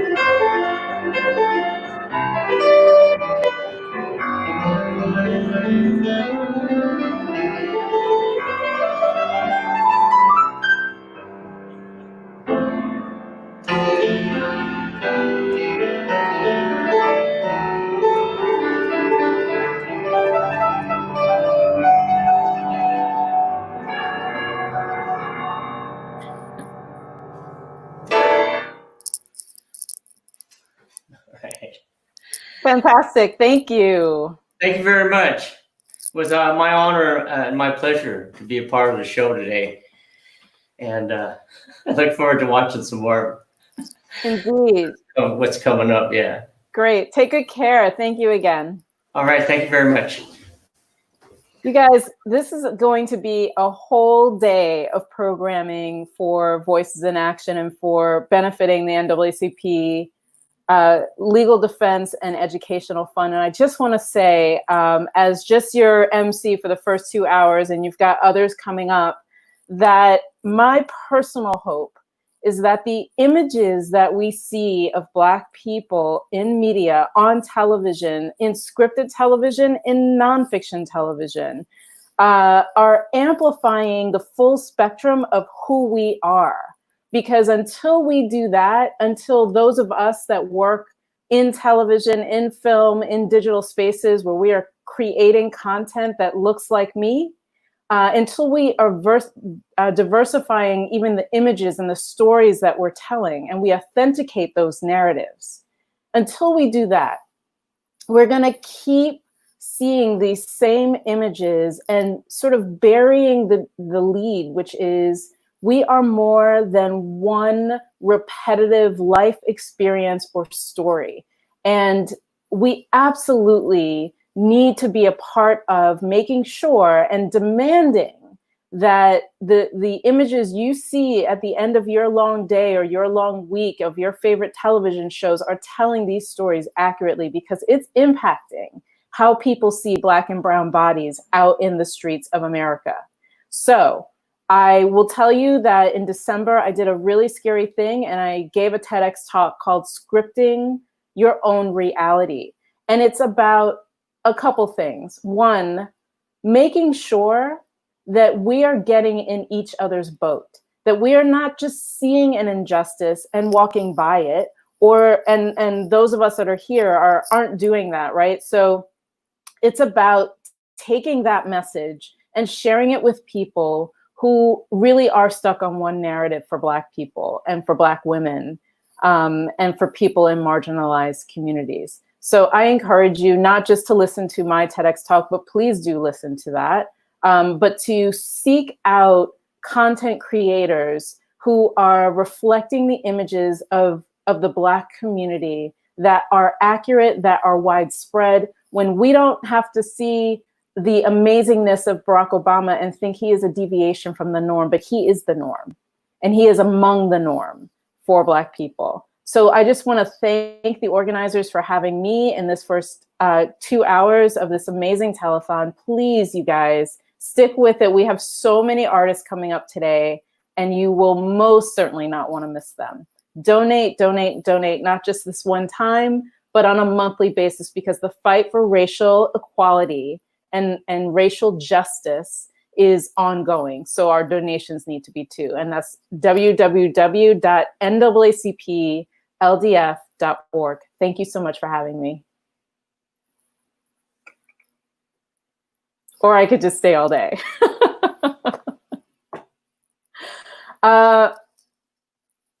Okay, I might introduce the next person. Oh, hello. Hello. Hi. Hello from Vermont. Hello Hi. from the good Green Mountains. Can you hear me? I can hear you. This is Farmer Excellent. Amma, everyone. And Farmer Amma is a poet, farmer, and founder of Salong Black Walnut Nights of Art and Culture. She is an invitational BIPOC artist in residency program and channel for direct reparations, formerly a producer and performer in the Greater Boston Toolbox Productions area. Her creative energies have created Nama's Farmhouse Preserves, led community canning parties, and working as the Cooperative Gardens Commissioner for Vermont. Thank you, thank you, thank you for being here. Thank you so much for having me. My father is a jazz musician, so Deems, I just want to give you a shout out and much love from the center of my heart. Your playing is beautiful, brother. Thank you. I'm coming basically to tell you a bit about Salon Black Walnut. It relates so much to what you were just speaking about, actually. Salon Black Walnut is just for people of color in Vermont because Vermont is so white and Vermont is so beautiful and Vermont is for everyone. And there need to be, I believe, more spaces that are places of grace and love and safety that are for artists to come to when they need respite or when they need to write and they want to get away from the city and they want to have a beautiful experience. But maybe they are artists that don't have the means to go to some kind of fancy resort or to maybe they didn't get picked for a residency somewhere, or maybe they're someone that I know and I really value them and I've always wanted to give them reparations. So our mode of direct reparations is Salon Black Walnut. And for me and my husband, what this means is that at our farm, we make space for artists to bring their books and CDs for sale, and we make evenings of arts and culture and food. I cook. I'm a self-taught chef. I cook world cuisines, and we'll pick a theme, and it'll be based on the artist's favorite foods, and we'll have a night. And then that night will be filled with people, maybe 20 to 25 people. They're small dinner parties, but these dinner parties are for raising money for that artist. So this is very dear to my heart. And VIA, the Voices in Action thing, is a mode of direct reparations. We're not waiting for the government. We're going to give this money now. We're going to share with each other, and we're going to donate to support the work that helps us. There's a wonderful program down in Brattleboro, Vermont, called The Root Social Justice Center. I support them very highly, and I recommend that you donate to them. There's another program there called Susu, which is a Black women's healing arts collective, and the Susu Collective is putting together land, Black-owned land, BIPOC land for farming, land for growing food. I've got a little farm, and this is what we're doing. But they've got a bigger ambition. They've got a larger vision. So if you're interested, write me and I'll tell you about that, or go to the Susu Collective and you'll find out more about that. At any rate, with Salon Black Walnut, we've brought different artists like Letta Neely and Rajni Edens and Omega Jade. Different people have come together, and Brian Blanchette, who you heard earlier, singing that beautiful song and telling us about his people. So we bring people together in these nights of arts and culture, and sometimes we do these human family potlucks. For Black History Month, well, there are very few Black people in Upper Vermont. So up in the Northeast Kingdom, when you want to do something for Black History Month, how are you going to do that? We decided to do the human family potluck, and everybody brought food from all of their cultures, and it let people across a kind of a spectrum think about what is their ethnicity, and they can start to interrogate that and investigate it. What is their family background? And we brought Black writers and artists there. So Emily Bernard of Black is the Body read from her book Black is the Body, and Brian Blanchette performed songs in Abenaki and English. So that's the work that I'm doing here in Vermont, and it's a by invitation artists in residency program, and we had a whole schedule, and then COVID hit. Anyway, that's enough about that. I have a poem I want to share. It was requested by Emily Bender and Hannah Doris. They know this poem, but 2 mornings ago, it came to me in a different form. I got new lyrics, new words for this poet. And this poem, well, I'm a believer. I'm a Christian, and not everyone is, and that's all right. I think that all religions and spiritualities and sciences of mind are equal in their impact and in their beauty, if they're teaching right living and right livelihood and correct moral ways. So I'm thinking, though, about the Christ a lot lately, particularly with these deaths. So this is going to be a serious piece. But I'm just a sinner. I'm not judging anyone. I'm just telling you what I got to say. I woke up this morning, I said, I woke up this very morning. I woke up this morning with my mind set on freedom. I woke up this morning. I woke up this very morning. I woke up this morning with a mighty voice like a raging river, rolling and tumbling the stony hearts of our own projected darkness in whitewater, deep river rapids, knocking on the sharp edges of political division and collapse time greed. And the rock cried out, and the rock cried out, and the rock cried out, Were you there when they crucified my Lord? Oh God, were you? Were you there? Were you there as he wheezed and pleaded? Were you? Were you there? Were you there when Sandra said, I can smoke in my own car? And ow, my head! And thank you for filming this. Were you there? Oh God, were you? Were you there as Mr. Phil, the lunchman's side was pierced as his heart's blood ran out? Were you there in the voice of the little girl child in the back seat saying, don't cry, Mommy, I will never leave you?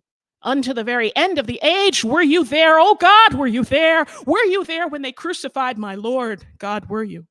Were you there when he cried and praised the Romans for their strength and said, you're beautiful and I love you? And teamwork makes the dream work. When he died like the peaceful lamb that he was, were you there? God, were you there as she slept in her own bed and an unannounced home invasion broke in and shots pierced her body, killing her in her own home, like Hampton, like so many others? Were you there? Oh God, were you there? Were you there as he cried out for Mama? And every loving mama worthy of the name Mama worldwide heard him. Were you there? Yahweh, breath of life, Holy Spirit. Holy Spirit moving over holy waters. First word, Mama, for in the beginning was the Word, and the Word was good, and God made light. First breath to last sight, and final death rattle, all breath of God within us. When yet another brother said, I can't breathe, were you there? Were you there when Christ Jesus was pierced? It is written how his side ran with the water and the blood, and it is thought by some scholars that his mighty preaching lungs collapsed, for it's hard to breathe upon the cross. Lamb of God, are you here? Are you here with us now? God of love, child of Mary, bread of life, Lamb of God, oh Lamb of God. Forgive us our sins as we forgive those who trespass against us. Breathe, breath of life. Clear our lungs. Fill us now and awaken us. Clear our lungs of this foul crown. Breathe life. Breathe love. Awaken us. Wake up this morning. Wake up, America. Wake up this very morning, spirits of the dead, lingering spirits of the dead, Sankofa, ancestors, in the spirit of all those American boys who died on the beach on Omaha, other beaches on D-Day. In that spirit, warriors, help us to wake up this very morning. For I woke up this morning, I said, I woke up this very morning, and I ain't going back to sleep.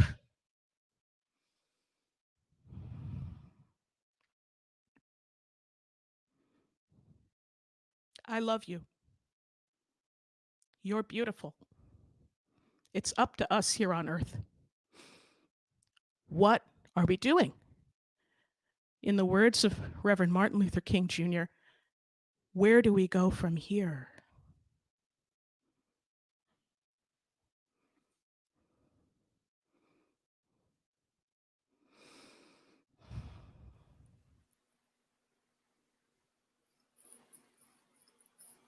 Amazing.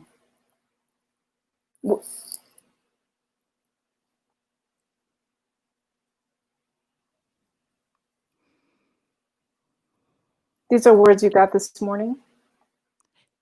2 mornings ago. Yesterday, I took the day off to just think about if I should deliver this, and I kept getting again and again, yes, this is the piece. This is what you're supposed to say. Extraordinary. We really can't take it. We can't take this anymore, folks. It degrades the soul.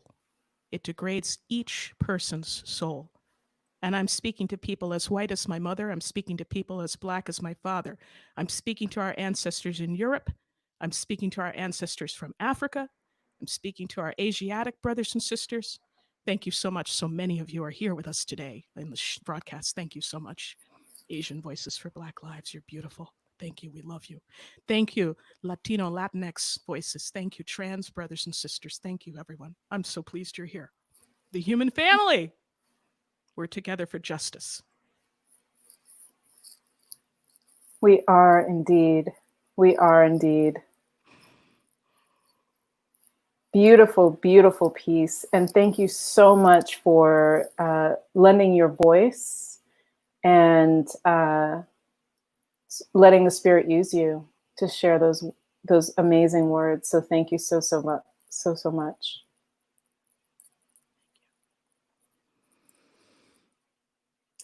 This broadcast will continue all day, but this portion of the broadcast will now come to a close. And the next broadcast will pop up very shortly on the website for Voices in Action, on the Facebook page, and on YouTube. So you should click the new link to continue with us through the day. And thanks again, not only for joining us, but for also making a donation to the NAACP Legal Defense and Education Fund, not just today, but monthly. We appreciate it. Thank you so much.